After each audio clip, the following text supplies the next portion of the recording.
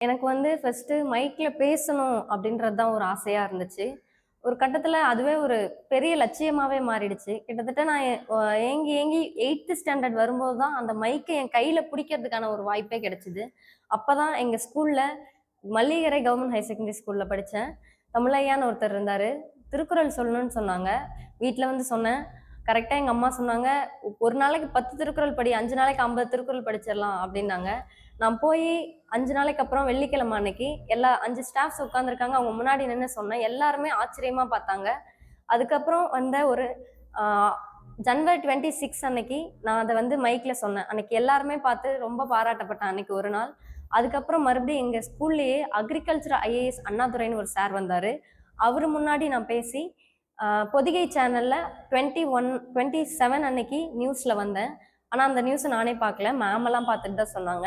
அதுக்கப்புறம் 10த் படிக்கும்போது, அதே திருக்குறள் ஒப்பித்தல் போட்டியில கலைத் திருவிழா, அரசு கலைத் திருவிழா நடத்துவாங்க. அந்த அரசு கலைத் திருவிழாவுல பங்கேற்று மாவட்ட அளவுல 3வது பிரைஸ் வாங்குனேன். அதுக்கப்புறம் 11த், 12த் 2லயுமே நான் நெறைய ஸ்பீச் காம்படிஷன்ல பார்ட்டிசிபேட் பண்ணியிருக்கேன். ஆனா 12த் வந்து காமராஜர் பேச்சு போட்டியில தான் ஃபர்ஸ்ட் பிரைஸ் வாங்குனேன். அதுக்கப்புறம் காலேஜ் வந்து ஜாயின் பண்ணேன். வீக்லி ஒன்ஸ் எங்க காலேஜ்ல இந்த மாரி ஸ்பீச் காம்படிஷன் வப்பாங்க. அதுல ஒரே ஒரு டைம் தான் பார்ட்டிசிபேட் பண்ணேன். அதுக்கப்புறமேட்டுக்கு வைக்கல. அதுலயே என்னோட 2 வருஷம் காலேஜ் லைஃப் போயிடுச்சு. அதுக்கப்புறம் எங்கடா பேசுவோம்? எப்படா வாய்ப்பு கிடைக்கும்னு ஏங்கிக்கிட்டே இருந்தேன். ஆனா காலேஜ்ல இங்கிலீஷ்ல பேசுறது மட்டும் தான் வச்சுட்டு இருந்தாங்க. அதுக்கப்புறம் எங்க பிரின்சிபல் சார் ஒருத்தரு வந்தாரு. அவர் வந்து திமுக கட்சியில இருக்காரு. செம்மையா பேசுவாரு தமிழ்ல. பேசுனா இவர மாரி பேசணும். அப்பதான் மத்தவங்க மூலியமா நம்மளால கைத்தட்டல் வாங்கி முன்னுக்கு வர முடியும். அப்படின்ற ஒரு இன்ஸ்பிரேஷனா அவர நான் எடுத்துக்கிட்டேன்.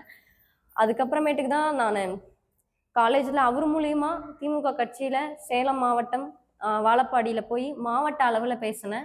அன்னைக்கு வந்து நான் ஜெயிப்பனா, தோப்பனா அப்படின்ற ஒரு பயத்துல தான் போனேன். அன்னைக்கு போன லாஸ்ட் ஆள் நான் தான் அங்க. லாஸ்ட் ஆளா போயிட்டு வெளிய நின்னு பிராக்டிஸ் பண்ணிட்டு இருக்கும்போதே மைக்ல என்னோட பேர சொல்ட்டாங்க. ஓடி போய் தான் நின்னு ஸ்டேஜ்ல நின்னு பேசினேன். அந்த பயத்தோடவே பேசினேன். பேசிட்டு டைம் முடிஞ்சிருச்சு. "1 நிமிஷம் சார்" அப்படின்னு கேட்டு பேசினேன். அந்த 1 நிமிஷ கன்டென்ட்ல கடைசியா எனக்கு 3 பிரைஸ் கிடைச்சு 3ஆம் பரிசு பெறுபவர் பிரேமா ஏவிஎஸ் கல்லூரின்னு சொல்லும்போது என் மனசுல இருந்த சந்தோஷம் இதுவரைக்கும் அப்போ எங்க அப்பா இல்ல. பட் அந்த டைம்ல விட்டுட்டு கிளம்பிட்டாங்க. அதான் நான் வாங்கின பெரிய பிரைஸ். அதுக்கப்புறம் சேலம் தமிழ் சங்கம்ல பெரியார் காம்படிஷன் ஒண்ணு நடந்துச்சு. அங்க போய் பார்ட்டிசிபேட் பண்ணேன். சிறந்த பேச்சாளர்ன்னு சொல்லி டாப் 10ல வந்தேன். டாப் 5 இடத்துல நான் இருந்தேன். டாப் 10ல 5வது இடத்துல நான் இருந்தேன்.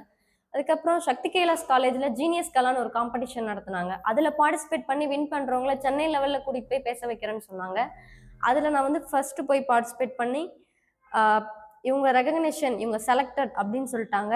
நெக்ஸ்ட் 1 மந்த் வெயிட் பண்ணேன். 1 மந்த் வெயிட் பண்ணி நானே கால் பண்ணி எப்ப கூப்பிடுவாங்க எப்ப கூப்பிடுவாங்கன்னு வெயிட் பண்ணி ஒரு நாள் ஃபர்ஸ்ட் ப்ரைஸ் அங்கேயும் ஒரு அவார்ட் கொடுத்தாங்க. அதுக்கப்புறமேட்டுக்கு எனக்கு வேஃபாரோ கிடைச்சது. வேஃபாரோ வந்து நான் இன்ஸ்டாகிராம் மூலியமா தான் பார்த்தேன். வேஃபாரோல ஆன்லைன் செஷன்ல தான் ஜாயின் பண்ணேன். ஜாயின் பண்ணி first level, second level, third level, fourth level cross பண்ணி ஒரு லெவலும் ஜாயின் பண்ணும்போது ஒர்க் முடிச்சுட்டு வந்து அந்த வேலையை எனக்கு அப்பயே முடிக்கணும். ஏன்னா எனக்கு பேசுறதுனா ரொம்ப பிடிக்குமா. அதனால நான் வந்து அந்த எப்போ முடிப்போம் அப்படின்றத டக்குன்னு யோசிச்சு உடனே அதை முடிச்சு உடனே அனுப்புவேன். அந்த ரிசல்ட் வர அன்னைக்கு காலையில இருந்து ஈவினிங் வரைக்கும் வருமா வருமா எப்படா வரும் நம்ம வந்துருவோமான்னு வெயிட் பண்ணுவேன். நான் வந்துருவேன்னு எனக்கு தெரியும். ஏன்னா என்ன நான் பிலீவ் பண்றேன். அந்த மாதிரி எல்லாரும் அவங்கவங்கள நம்புங்க. வேஃபாரோல பொறுமையா செமிஃபைனலிஸ்டா வந்துட்டேன். அந்த ஒரு நாள் செமிஃபைனலிஸ்ட்டுக்கு ஒர்க் பண்ணிட்டே லீவ் கேட்டு வரதுக்குள்ள எனக்கு போதும் போதும்னு ஆயிடும். செமிஃபைனலிஸ்டா வந்து அன்னைக்கே ஃபைனலிஸ்டா வந்துட்டேன். அன்னைக்கு வேஃபாரோல அந்த இடத்துக்குள்ள ஹால்குள்ள நுழையும் போது எனக்கு செம்ம பயம்.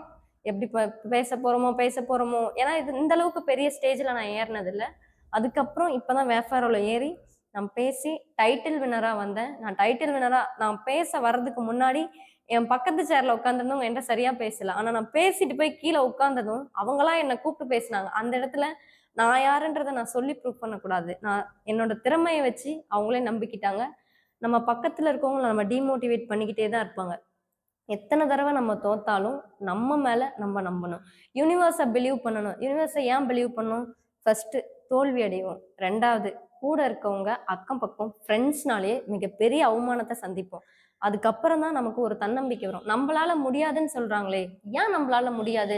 நம்ம அத செஞ்சு காமிக்கணும் அப்படின்னு நம்ம நம்பணும். அதுக்கப்புறம் முயற்சி செய்யணும். கண்டிப்பா ஒரு நாள் வெற்றி அடைவாங்க. எல்லாருமே அப்துல் கலாம் சார் சொன்ன மாரி உறக்கத்தில் வருவது கனவல்ல, உன்னையும் என்னையும் உறங்க விடாமல் வருவதே கனவு. திருவள்ளுவர் சொல்லியிருக்காரு பார்த்தீங்களா? முயற்சி திருவினையாக்கும், முயற்றின்மை இன்மை புகுத்திவிடும். முயற்சி திருவினையாக்கும், முயன்றால் சாதிக்க முடியும். என்ன மாரி உங்களாலயும் எல்லாத்தையும் சாதிக்க முடியும். எல்லாரும் இந்த மாரி சின்ன சின்ன கிராமத்துல இருக்கவங்க, அவங்கவங்க திறமைகள வெளிய கொண்டு வாங்க. மத்தவங்க என்ன சொல்றாங்கன்றத காதுலயே வாங்கிக்காதீங்க. உங்களுக்கு பிடிச்சத உங்களுக்கு பிடிச்ச மாரி செய்யுங்க. ரொம்ப தேங்க்ஸ்.